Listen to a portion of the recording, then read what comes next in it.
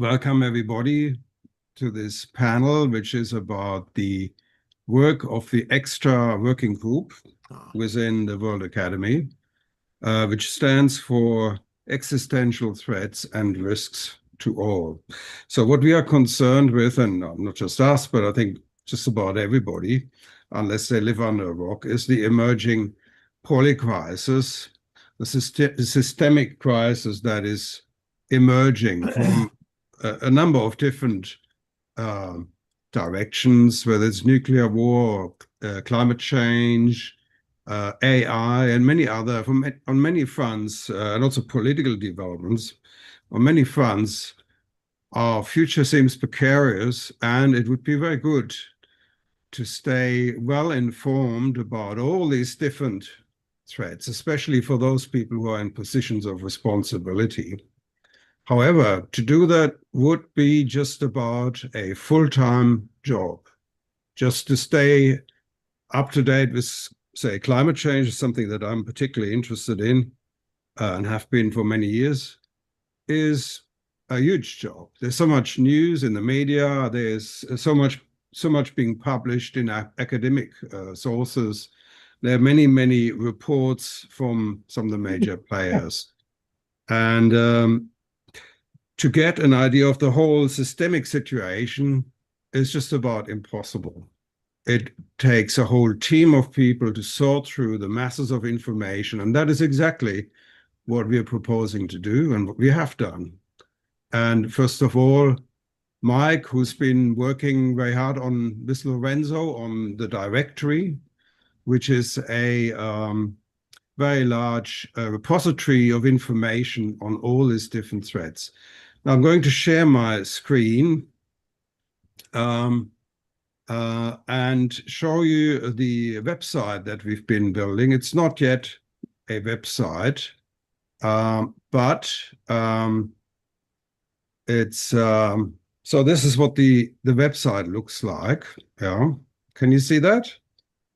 Yes. Yeah? Okay, good. So that's the landing page. You see the main directory here. So this is a static image still. So we already have a website, but it's not quite finished yet, which is embedded within the World Academy website. Okay, so that's the landing page. There's some general introductory material. There is a kind of a map of the site, which I should probably show you, or it was looking at in detail. So that's kind of a site map. So we have a short selection of reports called the top 20. There must be reason, there must be absolutely among the most important pieces of information you might want to read. And then we have the directory, which is in the center. That's the main repository.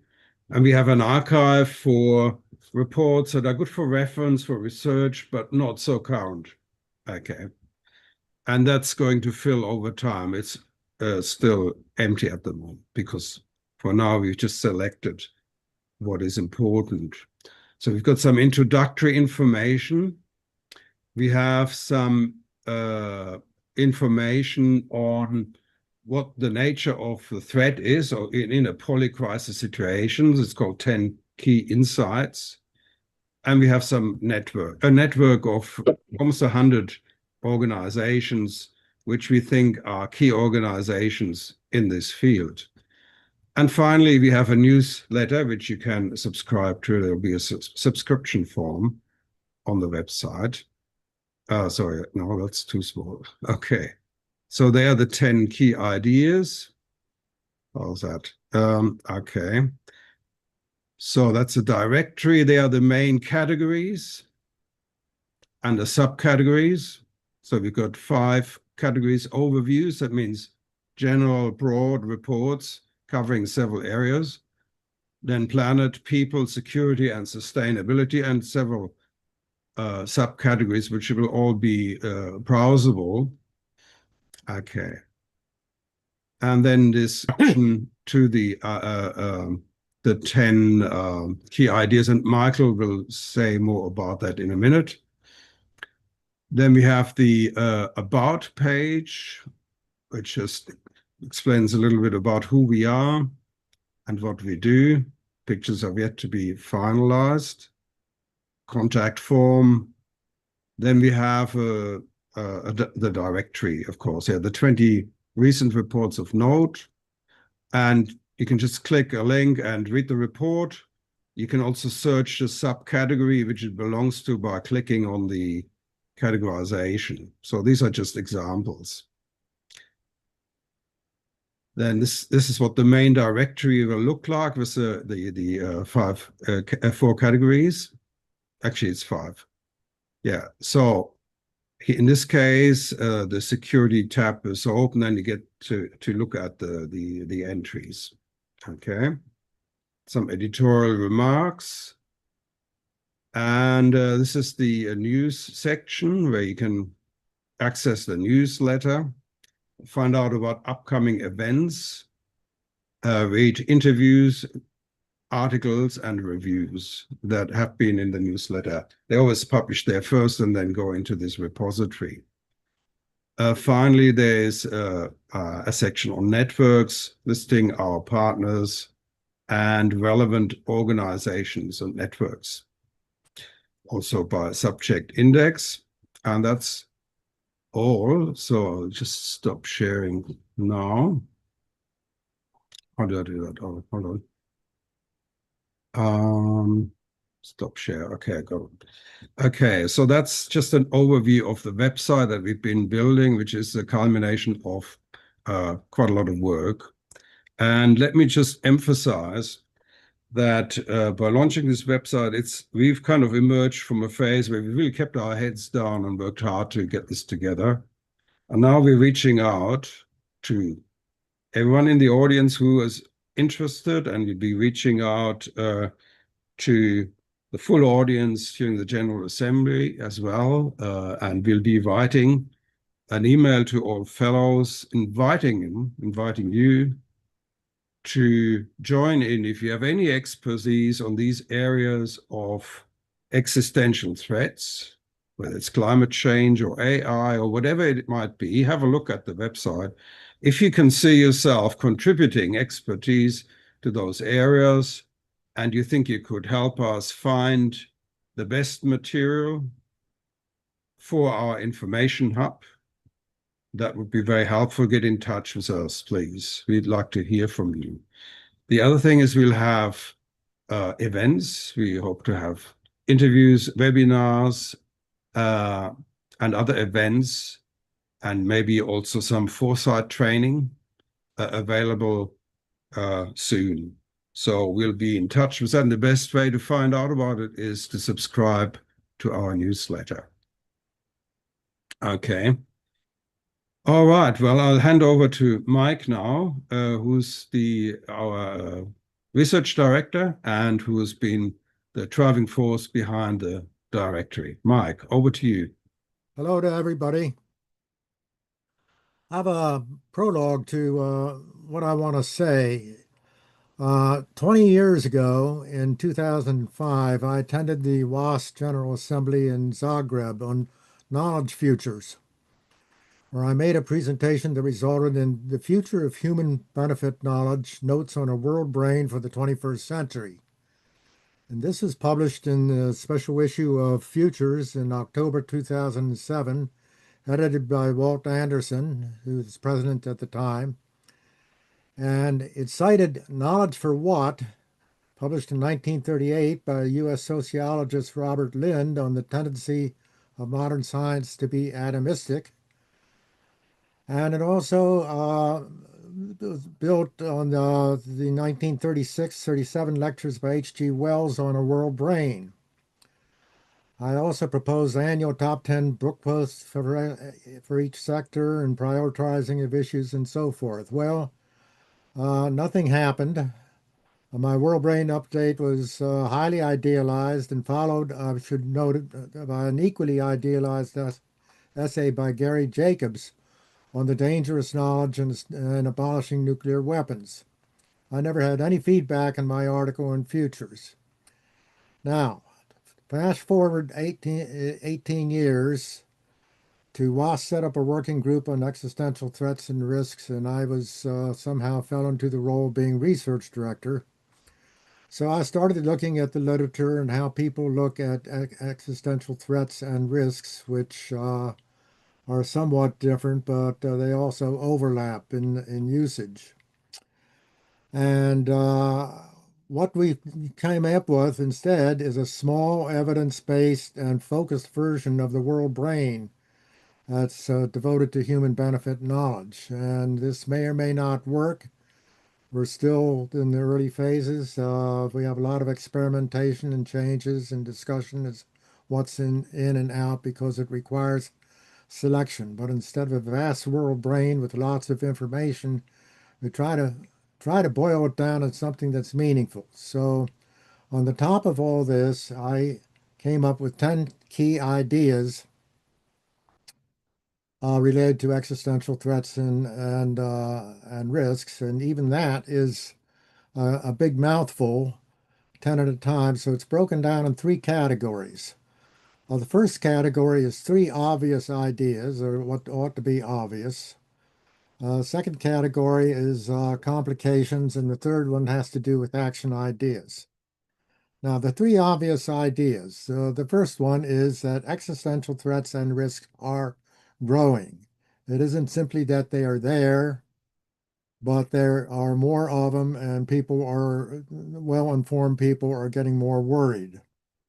I have several references on that, but perhaps the most notable that I like is the Global Risks Report of the World Economic Forum in Davos, which surveys more than 900 experts, ranks 33 risks over the next 2 and 10 years, and has a generally gloomy outlook. Most of you have probably also heard of the Doomsday Clock or the Bulletin of the Atomic Scientists, and it's closer to midnight than it ever has been, but it's the notion of doomsday was initiated because of the fear of a nuclear war, which is still there. It's rising somewhat, in fact. But it's not necessarily doomsday for all of us, and as I will subsequently explain. However, that's the first idea, that they are growing. Second idea are the elephants in the room. I mean, some risks are greater than others. And traditionally, it's been the risk of nuclear warfare, which hasn't happened in 80 years and hopefully won't happen again, although there are worries on a number of fronts about rising arsenals and better ways to deliver the weapons. But the second elephant in the room, obviously, is climate change, which is quite different. It's manifested in 5 different ways in which the increasing frequency and intensity of heat waves and storms and floods and drought and wildfires.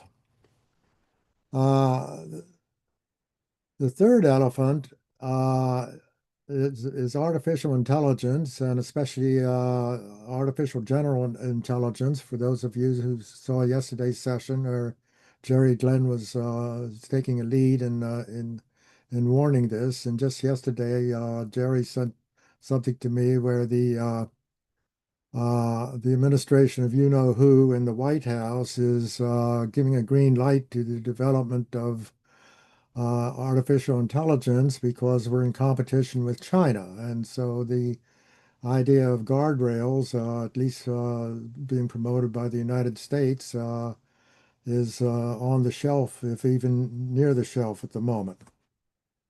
So, and then the fourth elephant that's kind of behind that won't necessarily manifest itself as a new pandemic, especially from a mutation of the H5N1 bird flu. So, the third basic key idea is what I call doom for whom, and to point out that there's inequitable risks both in space and time, that in a nuclear explosion, everybody's going to get zapped, but not everybody worldwide necessarily. But for climate change, is obviously those who most be affected will be women, children, poor countries, and poor people, outdoor workers, and the disabled.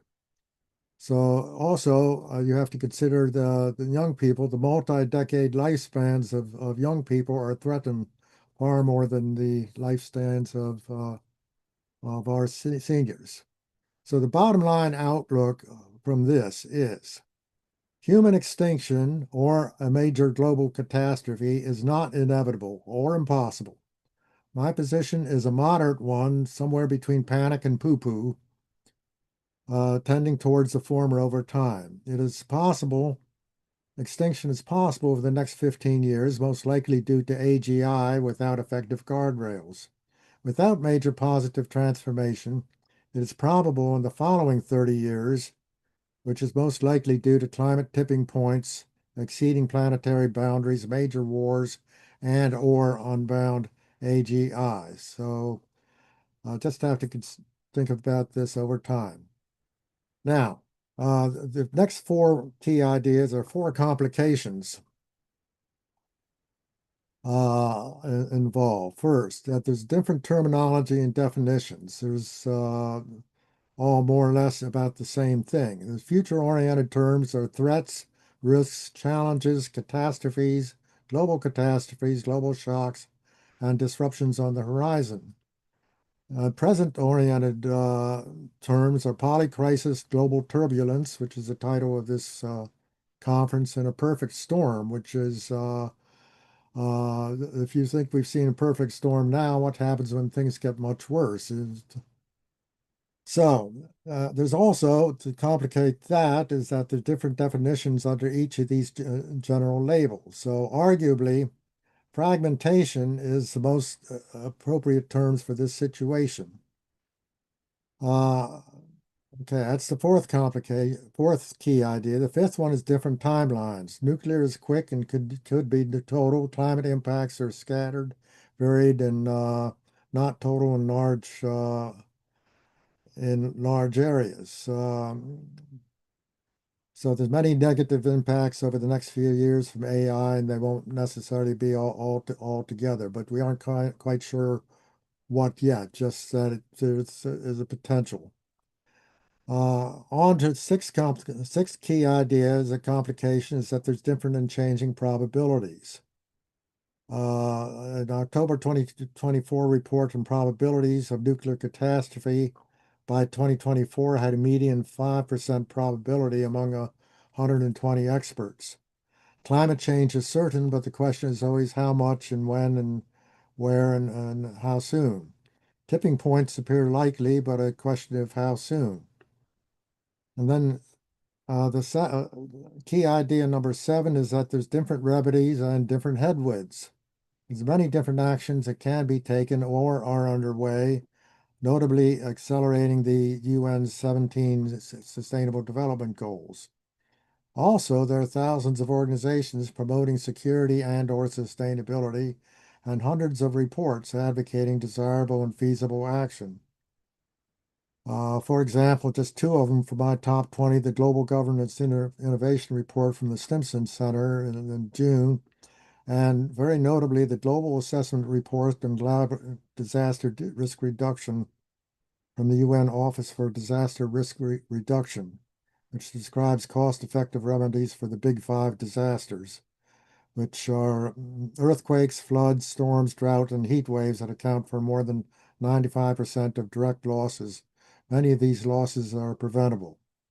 Unfortunately, at the same time with many different remedies and some underway, there are many headwinds.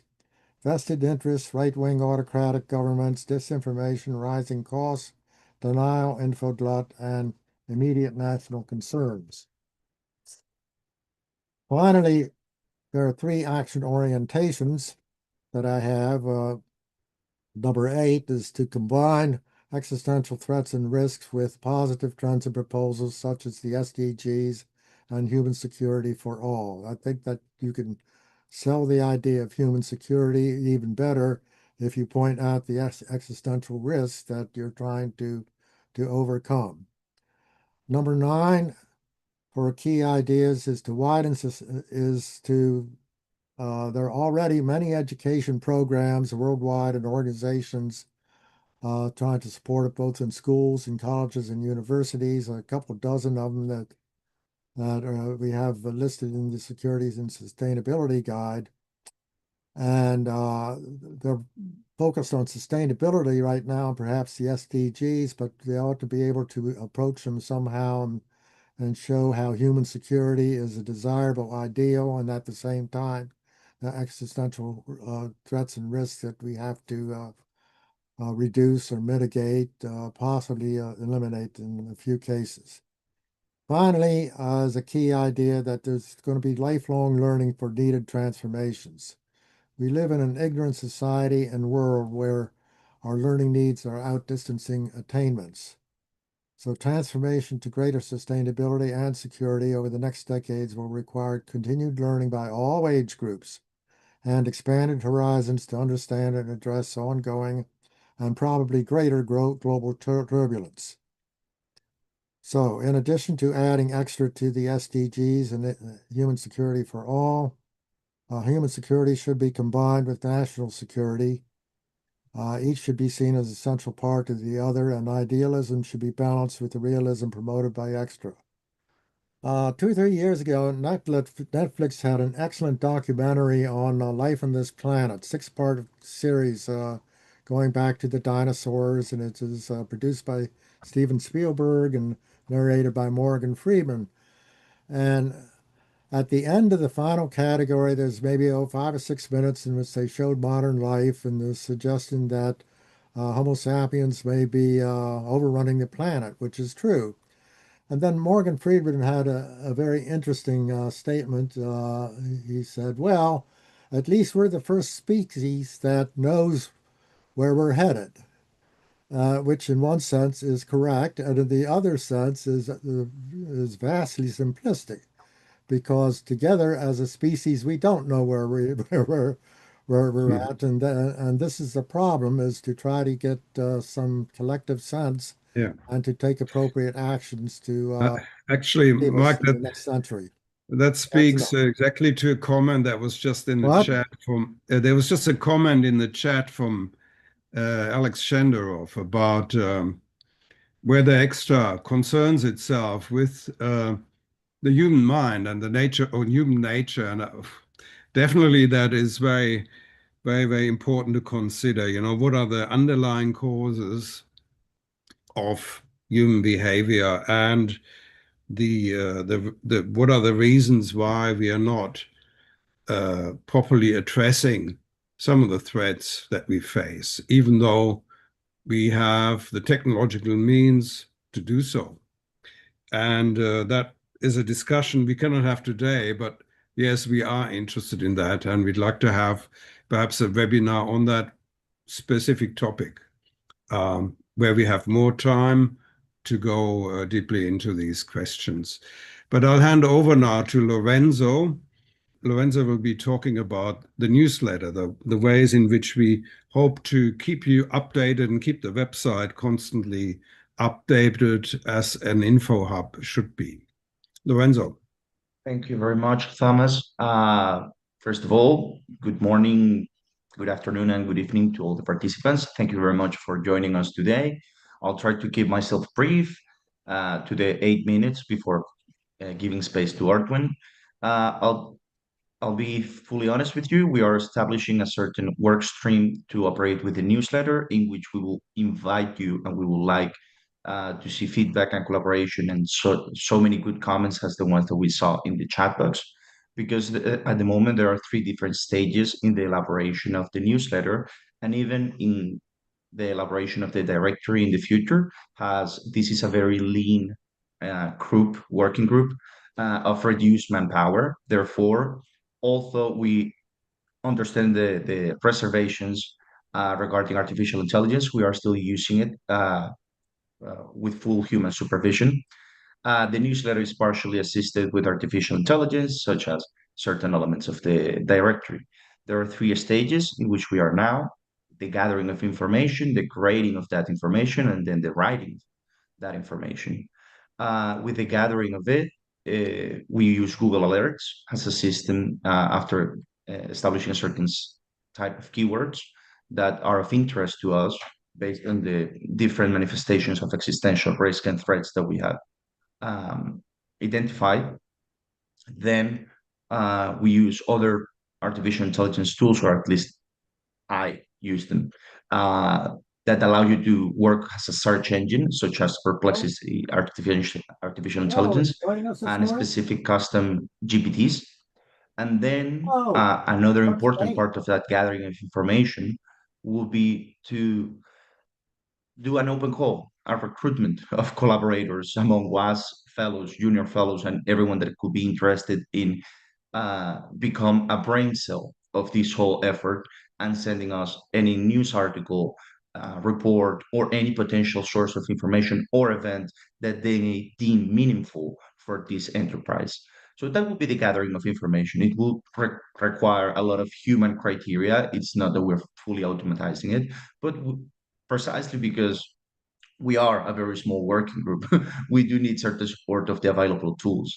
Then we have the creating of information, in which Thomas is actively participating in the newsletter regard, and in the directory, Mike MARIEN remains as the main collaborator contributor in that sense. Then we would like to establish in the future the possibility of thematic clusters of certain group of experts that act as resident consultants regarding certain reports, certain news articles, because we recognize that it's very difficult to become an expert on something, and you need a full trajectory of your whole life to be considered yourself an expert in food security or nuclear threats. Therefore, we would like to take advantage of that and request comments from people that have a full lifetime, particularly on that. Ideally, it would be great to have two senior WAS fellows, or maybe one WAS fellow, another one, or one person external from WAS, and then one junior fellow to try to keep that cluster, that thematic team, intergenerational.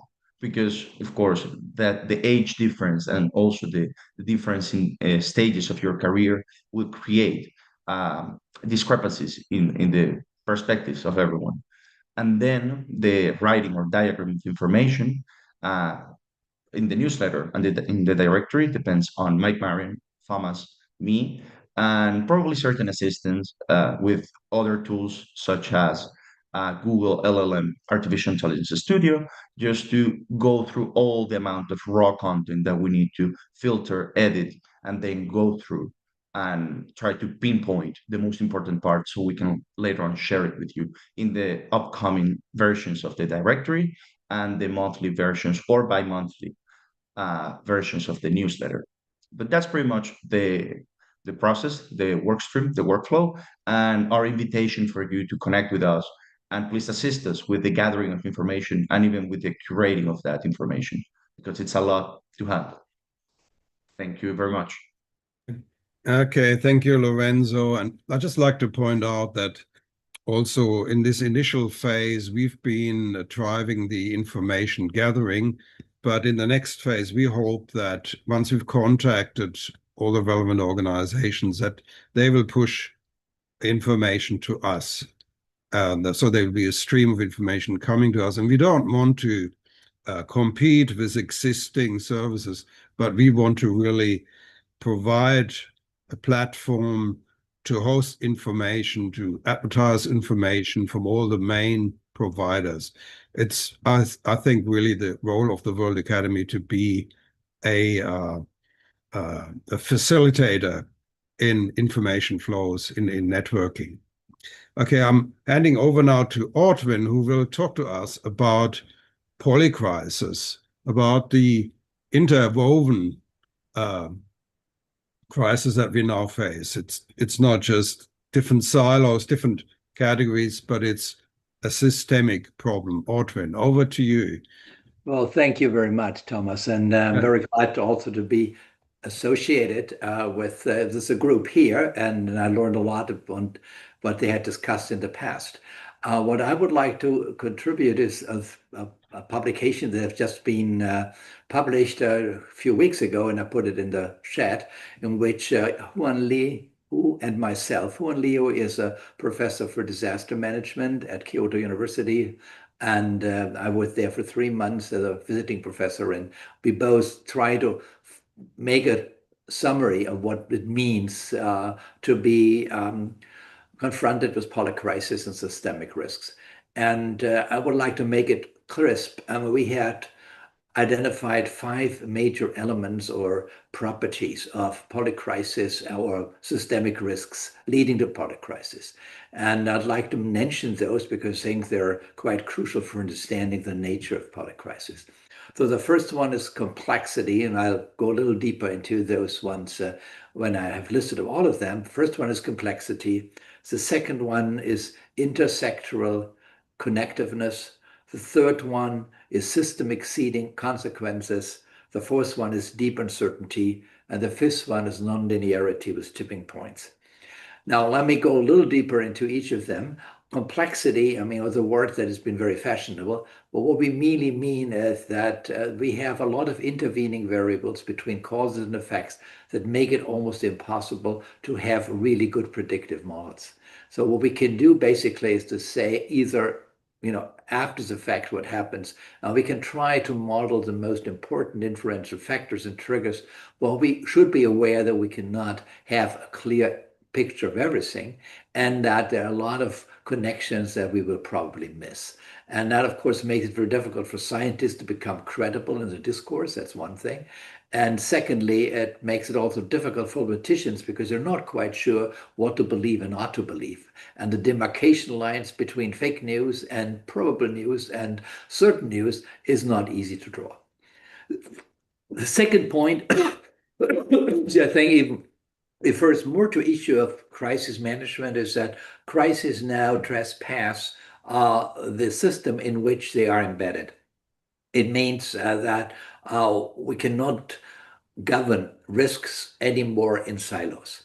And so most of the risks or big crises that we face are crises that really affect many different areas. So, for example, the pandemics that we faced, had a clear health issue, and that was the original one. But it also had an issue on businesses, and we had a lot of bankruptcies. It had a lot of implications for education. A lot of kids didn't learn anything. It had a lot of implications for private violence and for in isolation of people. So we could go on and on and on. And what really was a problem is that the various agencies or ministries only deal with one at a time. So they were looking at the health issues with the health ministry, and then the education minister said, well, wait a minute. I mean, well, we cannot close all the schools. And then the economic ministry said, well, we can't get all our restaurants out of business. So suddenly we had a cacophony of different voices, and there was no real, governance structure to set the right trade-offs to deal with competing values. The third one is that these consequences of different single crises may be triggers of secondary and tertiary crisis. And we very often call this cascading effects, or sometimes they're infecting or contagious effects. And that's something that makes it very difficult for its risk assessment, because what we can see is that, let's say, the crisis is being triggered and the consequences triggers the next crisis. And that triggers the third and fourth and fifth, and they're not causally related. But the impacts have, again, an impact on other various dimensions that we value. And that's quite a problematic issue, because very often we have fairly good models, being in one silo, but we don't have ones which tells us about these cascading effects between and among different activities. The fourth one is deep uncertainty, and deep uncertainty basically means that our probabilistic assessments are very often weak. And one of the things I think was also mentioned in the chat already, if everything is connected, small things can make a big difference, because there are millions of small things that can happen in largely connected systems. If we have a very isolated system, very unlikely systems are unlikely, and we need probability theory to prioritize action. But if everything is connected, we have a million events with a probability of 1 over a million that may have an impact. And that means one of them will happen, or very likely to happen, but we don't know which. So there are millions of black swans, but we don't know which one will happen. And that makes it very difficult in terms of assessment, because we cannot just say, okay, we take 2 or 3 standard deviations of our Poisson distribution, but we need to get into the tails, and then it gets very complex and sophisticated. But we are bound to do that, because otherwise we miss the millions of black swans that are out there to bother us. And the last thing is nonlinearity with tipping points. And that's an interesting point. I mean, I think we're used now to nonlinear relationships. It's against our intuition to make communication extremely difficult. And we know a lot of experiments in which we can see that people's perception really is basically linear. And then, if they face nonlinear kind of relationships, they're really perplexed. Tipping point is even worse, because basically our learning is has its foundation on trial and error. So if we go to school, we get a bad grade, a good grade, that means we work more or less. The economy is based on trial and error. We have a product that doesn't sell, we go bankrupt, and then we have another one. If we have a causal relationship with tipping points, everything works fine until we reach the tipping point, and then it's too late. And that, of course, is very much true for climate change phenomena. And so the problem basically is that you get positive feedback, and so you do the same thing. And until you reach that specific point, it's very often we don't know the tipping point, and then we exceed it, and then, of course, it becomes extremely expensive or even impossible to go back to the original state.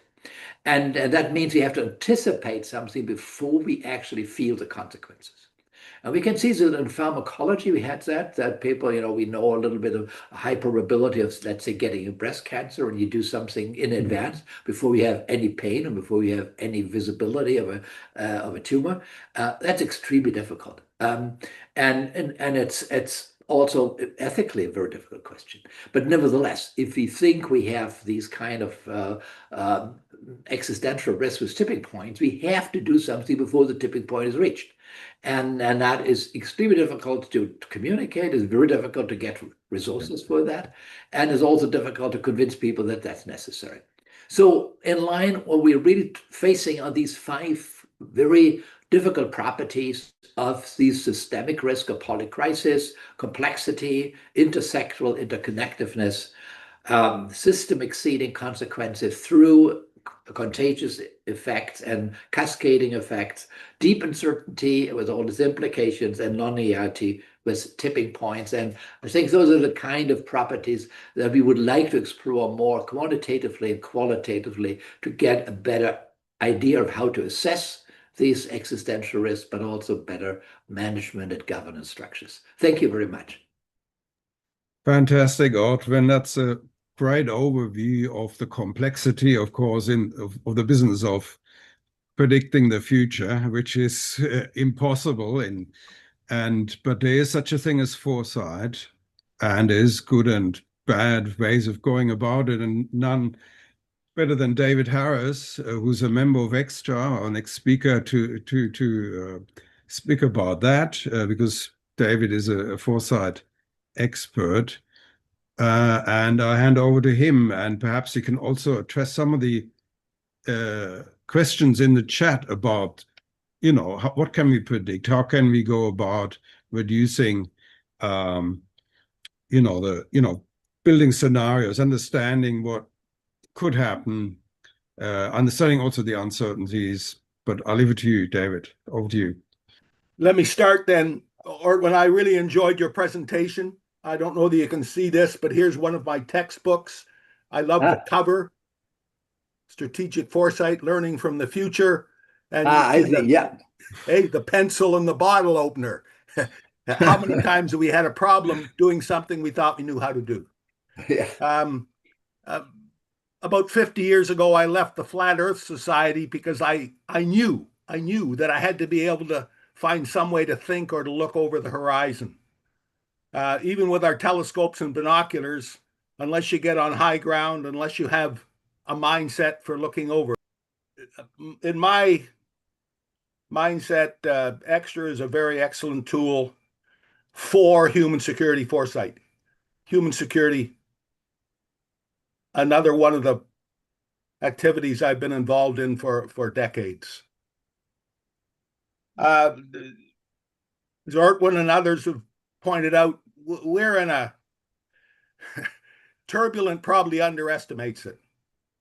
The future, good and bad, is arriving faster and faster. We hear the word acceleration again and again. The present welcomes more and more new history, a messy combination of what is being exposed from the past and added to existing records, many of which we're familiar with. And there's a lot of contradictions there, especially now that we're more or less at the mercy of artificial intelligence. And competence and control is less and less what is demanded now, and that is what likely to be sufficient, acceptably, in the future, to do in time what is needed, let alone what is wanted. And I'm trying to be kind here. It's not about incompetence, because for me, incompetence is something that is personally caused. It's incompetence. We just aren't up to what is transpiring. Remember back in the 20th century, everybody, business schools, businesses talked about SWOT. The way you looked at a issue or a problem, you talked about strengths, then you looked at weaknesses, but those were our strengths and our weaknesses, and then opportunities and threats. And what this context compression in the 21st century has done is turned it around. And one of the reasons that I think extra has immense value, got to look at the threats and risks first, and then the opportunities, because never wasting a good crisis means that you have to take the opportunities that all this turbulence provides. Weaknesses, if we look at the threats and the opportunities, our weaknesses, and the weaknesses of the system will become evident. And of course, strengths, hopefully, with all that we have to do, there's a number of strengths we think still are eligible, relevant, serious, but we can set them aside because we have so much to do. Strategic foresight, yes, prediction, yes, forecasting, but only out to a point. And we have to get ahead of the points at which prediction and forecasting are effective. The other thing that has always bothered me, I know my panelists know, but others watching may not, that I spent 35 years in the military. And one of the things about a strategy was you had to get well into the mind of the enemy and what the enemy was thinking of doing. And strategic foresight provides the opportunity, it's a choice, the opportunity to identify and articulate. And of course, if you can't articulate what future context is, then people are not going to buy in. And the strategy is a plan of action. But of course, the action that is needed today, and the action that is needed tomorrow, and the action that is needed in 2026 and whenever will be different, which is, in my view, a reason for doing strategic foresight as a routine activity. From my work with the military, with business, with diplomats, and maybe most often with civil military relations events, here are a set of foresights. I won't read them all, but for thoughtful decision makers, in my experience, these have all been borne out. It provides a number of strengths to be able to be more prepared for what is going to happen soon, next, or after next. One of the best papers I ever read comes from, I think, the 1960s, even before internet, social media, worries about climate change, and it was The Military After Next. And the person was purely, truly prescient. I'm going to leave that, and now I'm going to go to a very short video that was used for 4 or 5 years in the 2010s as part of my work with Aboriginal people throughout Canada. One of the great ways of communicating is to tell somebody a story of what happened to you yesterday, maybe of the lessons that you learned yesterday, and to tell stories about today, what you're going to do today and what you hope transpires.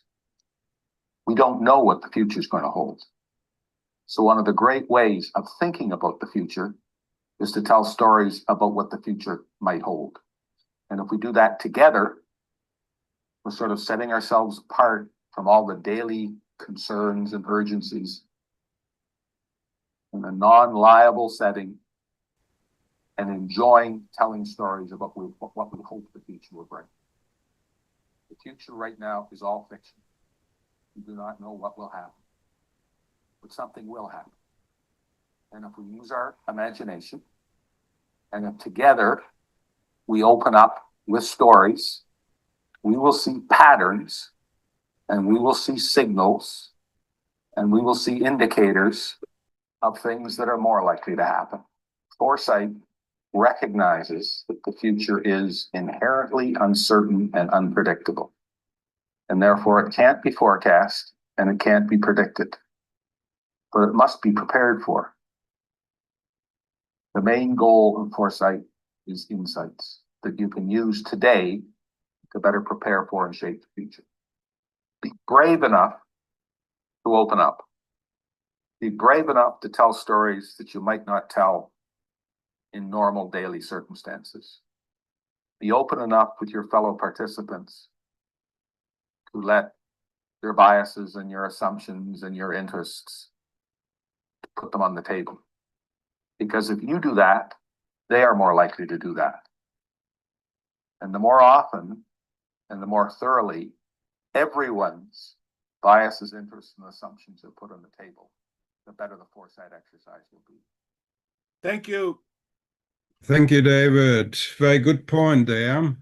I think that foresight is a collective exercise because none of us can make the future on their own, and it's the conversation about the future that gives us a handle on it, that we have among each other.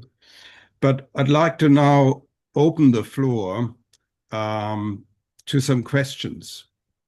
If anyone would like to contribute, we had some amazing comments in the chat. If you just raise your hand, and particularly, it's a lot of comments from David Wood. No, I haven't got any takers. Well, thank you. I think I okay. am given the mic. I think this was a great session. I want to congratulate you, Thomas, and the team. My question is, to what extent will quantitative analysis come out of this that might direct all of us to focus on some of these risks more than others? Obviously, we want to cast the net reasonably wide, but perhaps there will be some analysis that says, you know what, this emerging risk has been under-researched and deserves a heck of a lot more of attention than is already been given to it. Yeah, I don't think we have the capacity in-house to do that analysis, but we can bring people in who have the expertise. And at the moment, we are a small group, and we deliberately kind of shrunk ourselves. We were quite a lot bigger, and we shrunk ourselves in order to get agreement, make it easier to take action on the website and so on. But now we want to bring in the people who have that capacity, people who have maybe were in leading positions in organizations. So we want to grow a network. Quantitative analysis is, of course, these are, expensive research projects you're talking about. For that, we would need funding or people who have the funding already. I think there's quite a lot of organizations out there, NGOs and so on, and UN bodies and so on, who are doing that analysis, but there is just so much of it. It's very hard to see the big picture, and that's really where we want to come in. This is Paul. Thank you very much. Oh, Paul. Okay. The biggest problem you face is how to manage this incredible complexity. And I just had one small thought, which does not represent the whole complexity. But there are many discussions which say that the conflicts tearing apart humanity are based in part on the need for a more integrative worldview, combining everything from real mathematics to first-person experiences. I was delighted to hear Harry's mention of Aboriginal people, because I believe the kind of people I have met in the Yukon and Alaska represent a depth of the human mind which really needs to be integrated together with the other things, from everything from our religions to our mathematics. And I think the more ancient cultures from these people, like what I've seen in Alaska and the Yukon, is a crucial element in the kind of integration we really need to be working on as one big part of our survival.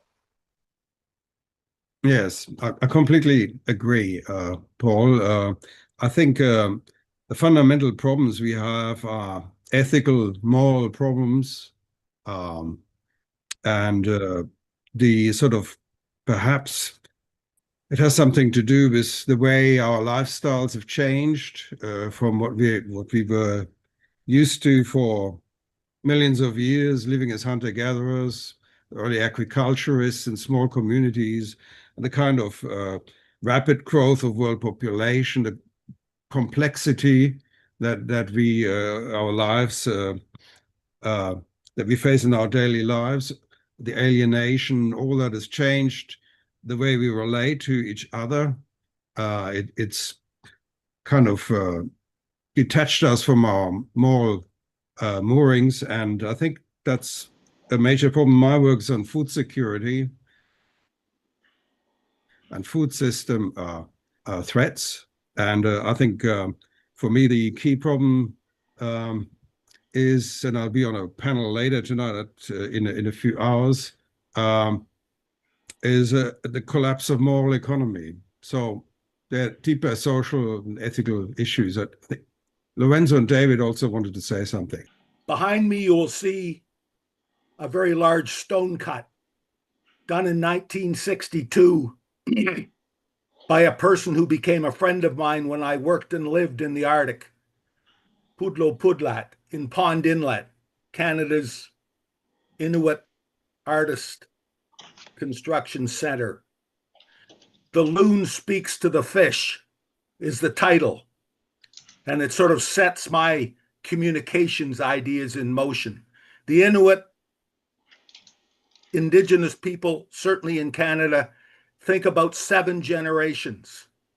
7 generations. That is a very important mindset. They understand there will be, as Paul Werbos has said, incredible uncertainties. But if I may, if you can imagine an uncertainty, it is not incredible. It is something you can work with as a scenario for your analysis of the future. And as to sort of the quantitative aspect of it, yes, very, very specialized, very, very demanding.